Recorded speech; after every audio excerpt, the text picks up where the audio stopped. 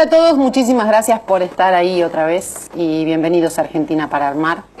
Algunas de las palabras que voy a decir ahora son las que más usamos y las que representan lo que sentimos, ¿no? Ansiedad, dolor, angustia, frustración, depresión, baja autoestima. Son palabras que se hicieron muy corrientes entre nuestro vocabulario, palabras quizás de nuestra época, pero que definen lo que sentimos en muchos momentos, nos describen y seguramente tienen que ver con esta familiaridad que tenemos todos con las palabras que tienen que ver con el psicoanálisis. Es una costumbre argentina psicoanalizarse, es una de las sociedades que más se psicoanaliza, la Argentina.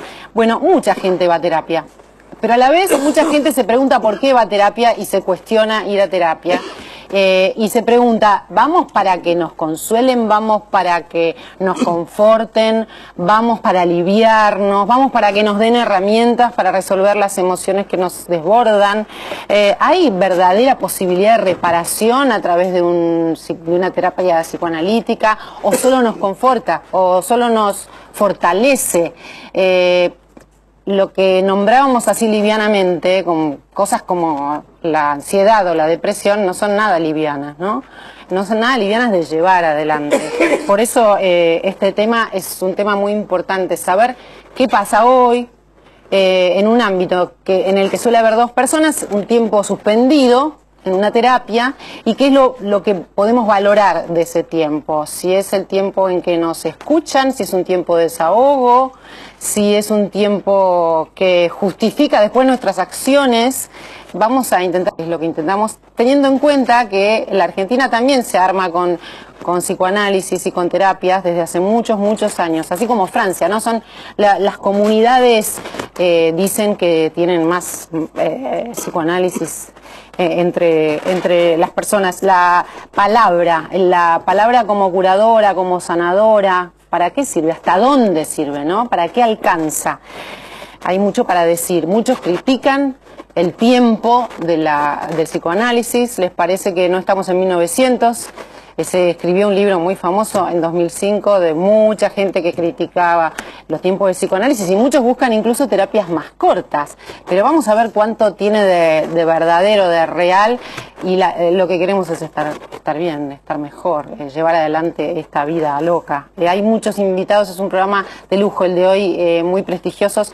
Está con nosotros Andrés Raskowski, que es presidente de la Asociación Psicoanalítica Argentina, Germán García, que es psicoanalista también, escritor y miembro de la Escuela de Orientación Lacaniana de la Asociación Mundial de Psicoanálisis, Alfredo Cía, que es presidente de la Asociación Psiquiátrica de América Latina y en los últimos años se está dedicando a la investigación de trastornos de ansiedades, Diana Cohen-Agrest, que es doctora en Filosofía y magíster de Bioética de la Universidad de Monash, Australia, Luis Hornstein, que es médico psicoanalista y preside la Fundación para el Estudio de la Depresión, y Jorge Suárez, que es actor, egresado de la Escuela Nacional de Arte Dramático, interpreta a Sigmund Freud en la obra La Última Sesión de Freud, y claro, se analiza.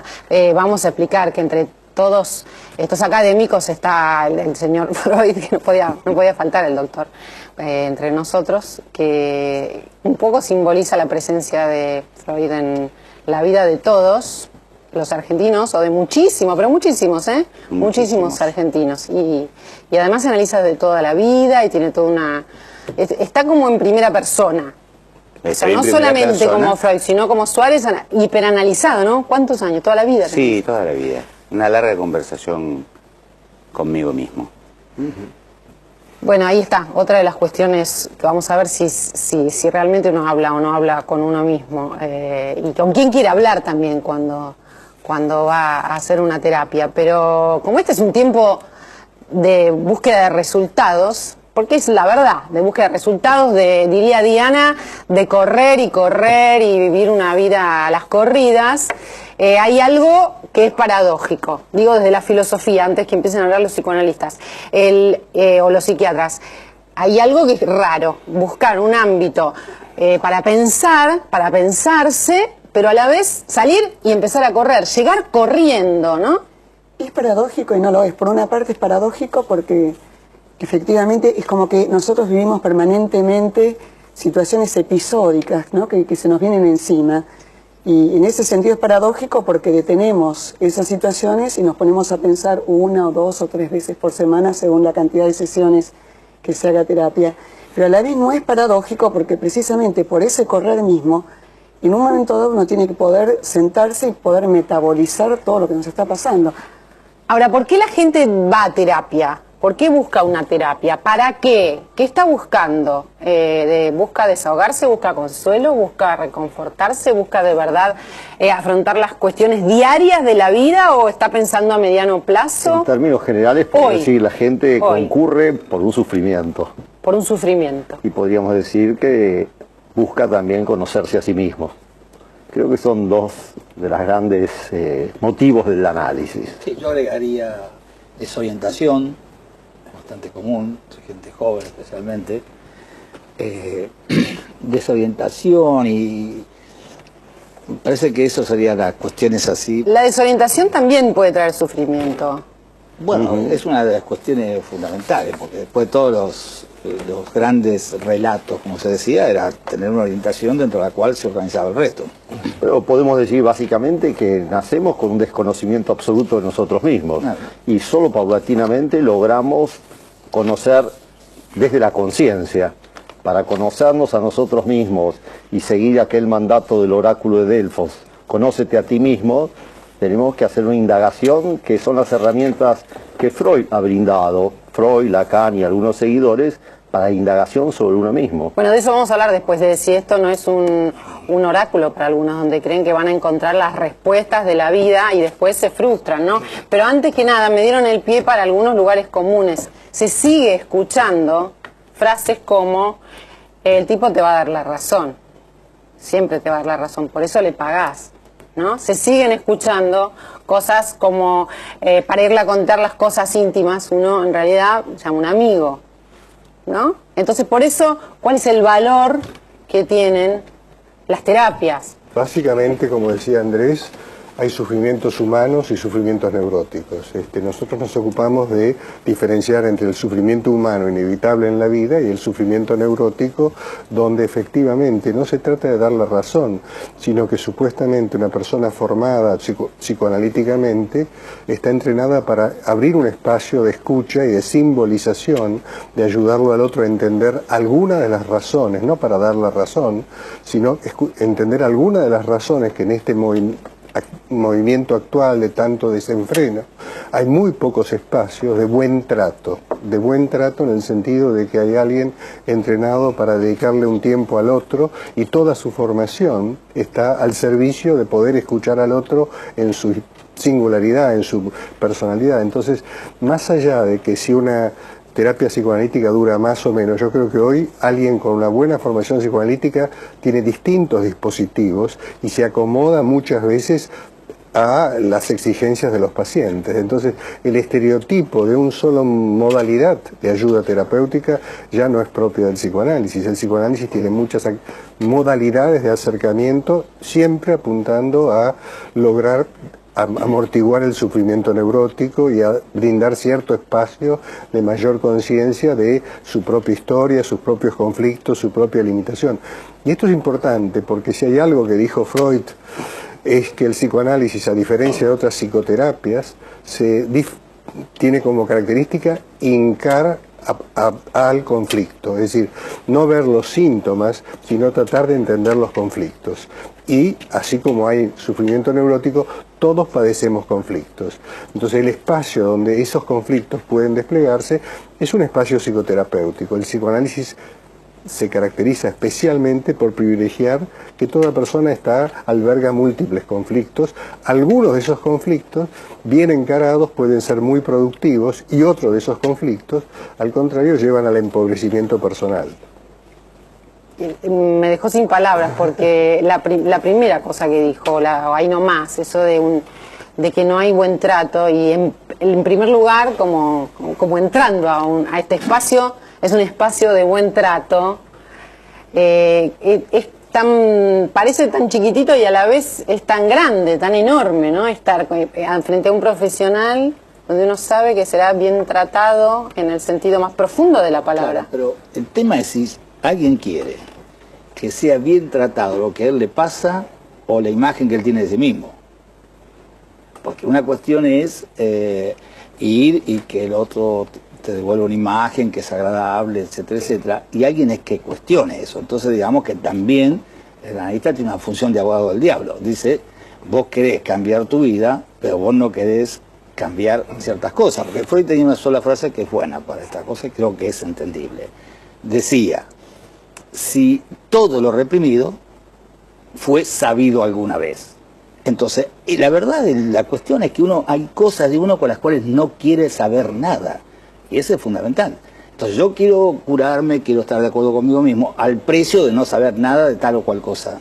Y Freud ponía un ejemplo simple que era, si él tenía que analizar a un diplomático, y el diplomático decía que no podía asociar sobre sus cosas que eran secretos de su carrera, Freud decía, entonces no hay que analizarlo, porque sería como si hubiese un barrio, una ciudad, donde todos los delincuentes pueden ir porque ahí hay veña, digamos, ¿no? O sea que no puede haber secretos. Claro, entonces a veces maltrato quiere decir que uno es contradecido por el analista, ¿no? Digamos, el estilo más simple, pero ¿cómo claro. Si usted quiere esto no hace aquello? O algo por el estilo. Esa también es la función, sacar afuera lo reprimido. Claro, entonces eso no queda bien, porque entonces el analista, así como a veces se dice, mi analista me dijo que me separe, obviamente nadie le dijo nadie a eso, ¿no? Pero ya que está, le ponemos la palabra en la boca de él, a veces también se dice, mi analista me maltrató, no sé qué, para decir, no está de acuerdo con la bucólica imagen que yo tengo de mí mismo. Claro, no está de acuerdo con como yo me quiero ver. Claro, exactamente. No, como yo me veo. Claro. Me ve de otra manera, no me gusta. Claro, que es parte del problema, la manera en que uno se ve. Bueno, pero partiendo de la base que uno entró a la terapia para intentar descubrir la cosa que lo angustia o la cosa que lo tiene un poco desorientado, como decía el profesor, yo tengo la sensación de que a partir de ahí ya se sabe que va a haber cosas que uno no va a querer ver y entonces... No es tan fácil. No, ya sé que no es fácil, pero uno tiene un aviso, acá se viene a trabajar, y trabajamos los dos. Yo tratando de poner lo mejor de mí y el profesional tratando de poner lo mejor de él. Por supuesto, basado siempre en un buen trato, en un clima agradable. Nadie va a querer analizarse en un lugar en donde se siente incómodo, ¿no? Y lo de los secretos también es relativo. Yo tengo la sensación de que si no la gente se va a quedar con la idea de que por ahí le lleva 3 años decir un secreto a un paciente. Pero lo importante es que empiece, que vea, que resuelva, que mire lo que le está pasando y por ahí, en esa relación que se genera, uno puede llegar a decir algo que lo aprieta hace muchos años. Sí, lo primero es establecer un vínculo de confianza.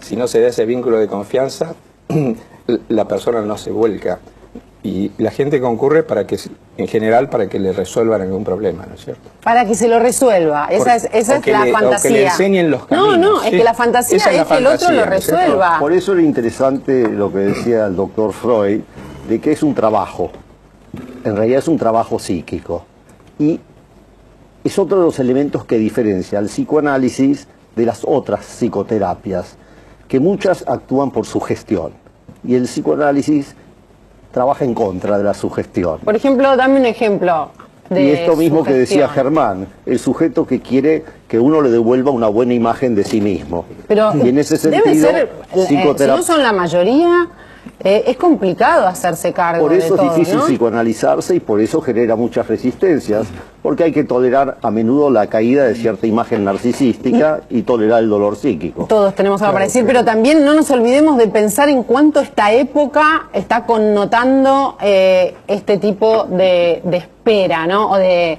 deseo, de expectativa, que se nos devuelva una imagen que nos guste, si no tiene la época que ver en ese pedido, ¿no? Claro, yo creo que es importante aclarar que el psicoanálisis es un proceso y no es el juego de la verdad salvaje, es el juego de la verdad posible.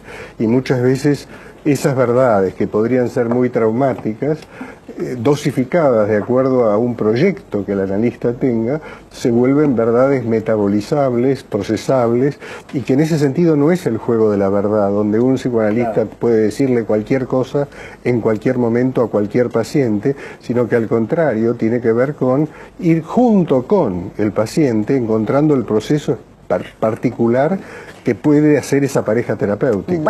Vamos a las características de esta época, de lo que se busca ahora, de lo que se espera ahora, de la expectativa de ahora en relación a estas cuestiones, ¿no? De meterse o no con lo más profundo, con lo reprimido, que dirá Freud que todos lo conocemos, pero la verdad que no lo tenemos claro. No lo sabemos. Lo en algún lado está, digamos, pero de ahí a conocerlo. Pero hay un signo de época, ¿no?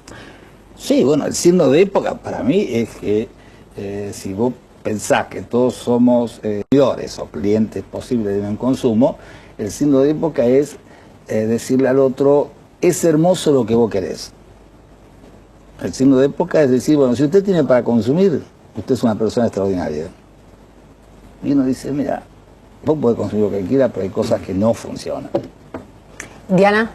No, me quedé pensando en un concepto que antes el doctor Freud mencionaba, ¿no?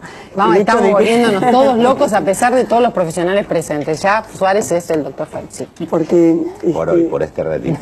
Eduardo decía que en realidad la terapia es un riesgo. Yo creo que en realidad toda la vida es un riesgo.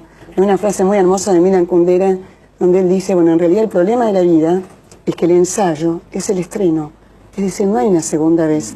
Y lo que permite la terapia es precisamente poder de alguna manera ensayar antes del ensayo y después del estreno seguir pensando sobre esa primera función.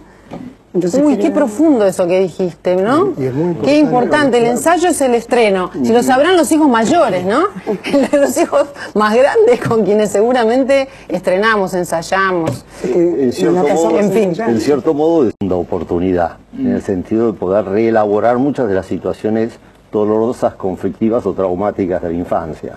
Cuando ahora uno se siente angustiado o ansioso, las fobias, todas estas cuestiones de las que se habla en estas últimas décadas, ¿no? Las distintas fobias, la tendencia a la depresión, ¿es otra manera de llamar a lo que pasó siempre?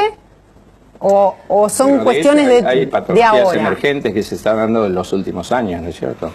A partir del fin del siglo pasado y del comienzo del que tenemos, ¿no es cierto? Por ejemplo, se han incrementado al menos las consultas en lo que hace a adicciones, en lo que hace a trastornos de personalidad, sobre todo la personalidad llamada borderline, que tiene características muy particulares, en lo que hace a trastornos de ansiedad también, a situaciones traumáticas derivadas de la violencia, de los trastornos llamados adaptativos, violencia familiar, violencia de pareja, que la estamos viendo tanto ahora en Argentina, y víctimas de violencia urbana o delictiva también, ¿no es cierto?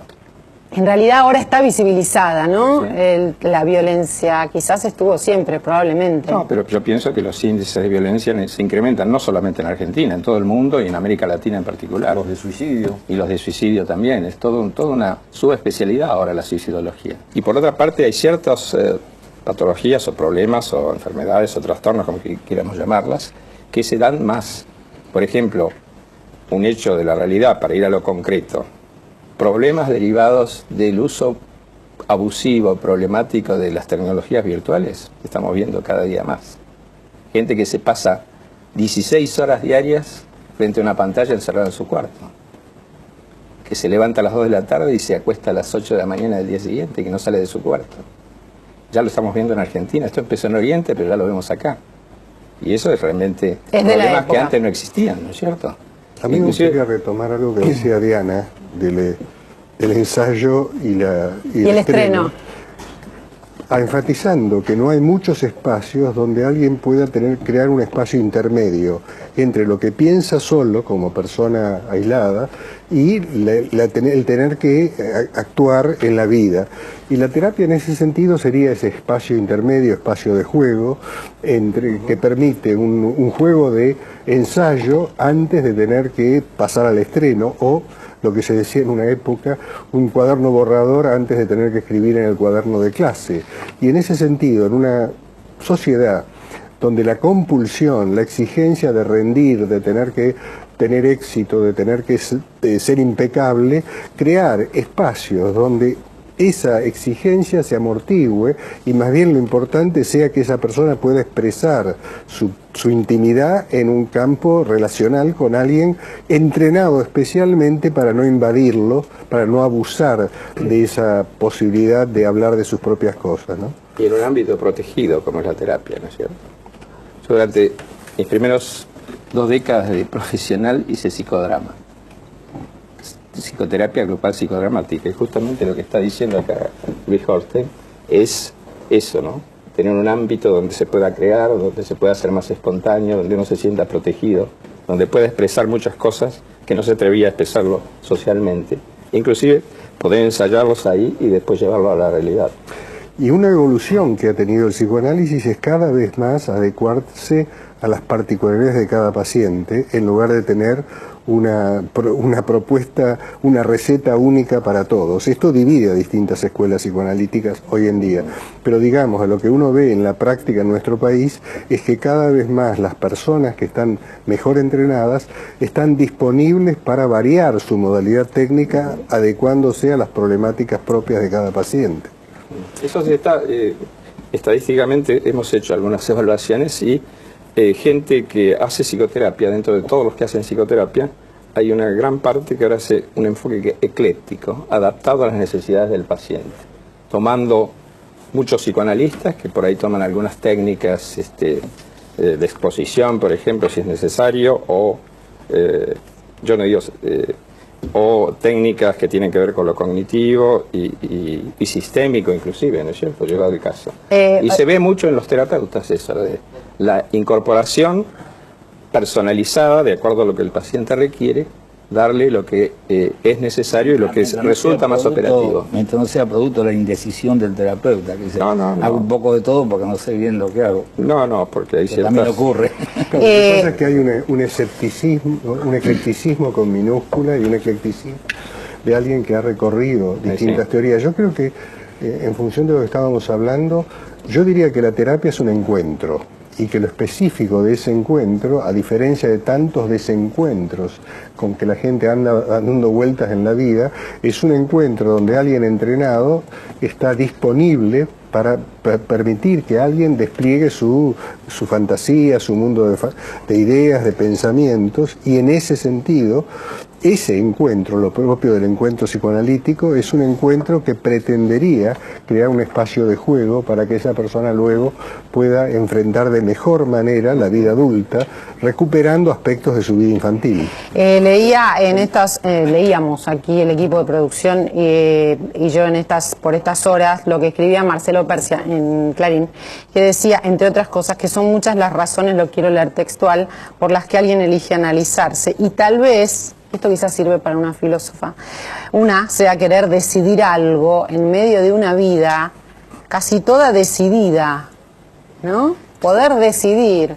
Estaba pensando eso, ¿no? En realidad uno piensa en un encuentro como si hubiera una especie de santuario entre dos personas, pero en realidad ese santuario es creado y además es impulsado por la terrible exterioridad que estamos viviendo. Es decir, nosotros vivimos en una época de enorme violencia, donde aparecen justamente una multiplicidad de patologías y donde el analizando va a terapia buscando de alguna manera volver a reunir los fragmentos que lo constituyen para poder integrar un yo. Porque lo cierto es que vivimos prácticamente en una cultura salvaje. Entonces, ese espacio de la terapia es el espacio que me permite integrar esos pedazos que de alguna manera me van constituyendo y que de alguna manera niegan ese ideal de un yo constituido, un bloque justamente de decisión. Creo que precisamente el lugar de la terapia, recogiendo lo que vos decías, es poder crear un espacio donde a partir de esos fragmentos uno puede encontrarse con su deseo y de esa manera poder decidir. Ni tocamos, la primera vez que aparece la palabra deseo, que debe ser la clave de todo, encontrarse con el deseo debe ser decidir, ¿no? de tomar una decisión profunda debe ser encontrarse con el propio deseo, digo yo, que Con el propio creo que es deseo una palabra clave. y las circunstancias de las cuales emergió el deseo, porque quizás parte de lo que faltaría un poco en la idea del encuentro, el intento de encuentro y de reunir las partes del yo, es que, bueno, muchos de estos fragmentos del yo provienen de situaciones traumáticas de la infancia. Entonces, parte del, es decir, lo importante también para el psicoanálisis es la primera historia infantil, las situaciones traumáticas de la infancia, la determinación por parte de la problemática de los padres. Eso es muy complicado de tomarse el tiempo ahora. En general uno dice otra vez para allá, para atrás, tan para atrás, se ríe Germán, pero se escucha todo el tiempo y se escucha y se entiende, se comprende, ¿no? Empezar de cero. Plantea, entonces, yo tomaría esto, ¿no? Disculpa. Sería... hay una muletilla que se usa para descalificar el psicoanálisis, que el psicoanálisis se ocupa del pasado, mientras que las terapias cognitivas se ocupan del presente y el Que no es futuro. cierto tampoco. No, porque la pero, terapia cognitiva No, es se un ocupa del cliché. pasado. entonces hay que hacer se puede en el psicoanálisis aprender muchas cosas del psicoanálisis mismo, obviamente, de ahí se aprende. Uno le dice a alguien, ¿y usted por qué me habla de eso? Si, por ejemplo, habla de la infancia, ¿no? Dice, no, porque es lo que se hace en el psicoanálisis. No, hábleme de lo que quiera. Y el tipo inevitablemente termina hablando de la infancia. Y porque es una Entonces, porque la infancia infancia que le está sale presente. adelante. Entonces, lo que hay que demostrar también al analizante es que es la infancia que El analizante es el obstaculiza- paciente. Claro. Es la infancia que obstaculiza tu proyecto futuro al que interesa. No es un gusto por el pasado al estilo de Marcel Proust.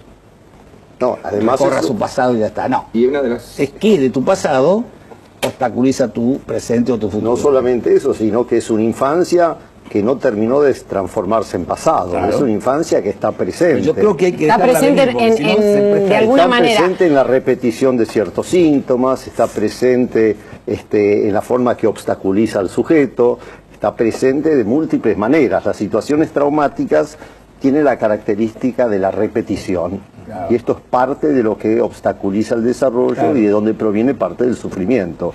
Pero también de donde emergen los deseos, para volver. Al deseo y a la Al necesidad de decidir en un mundo que decide todo. Y esto que dices tú de tratar de lograr que alguien que está totalmente condicionado por historias ajenas a él recupere cierto protagonismo, pueda hacerse dueño de su propio presente y su propio futuro. Entonces yo creo que una de las cuestiones que más existen hoy como tema es que el psicoanálisis no se ocupa no solo del pasado, sino que apunta al futuro. Y el futuro tiene que ver con un pasado procesado, pero sobre todo a partir del presente. Y que ese lugar común, que muchas veces todavía circula, que uno va a analizarse para hablar de la historia infantil, en la medida que sea imprescindible para conocer lo que está padeciendo hoy esa persona. Ahora, más allá tenemos que hacer una pausa, más allá de todo lo que estamos hablando, partiendo de estas palabras fuertes como angustia, como dolor, como sufrimiento, como ansiedad, es también lo que podemos lograr conociéndonos más allá del sufrimiento, que son las potencias que todos tenemos y que creemos quizás que conocemos y no conocemos y que nos van a hacer abrir paso en la vida, tomar contacto con los deseos, también desde otro lugar, porque si no, uno no solamente va a conocerse por sufrimiento, sino por muchas cuestiones y conocerse siempre es bueno. Hay tanto para decir, venimos ya.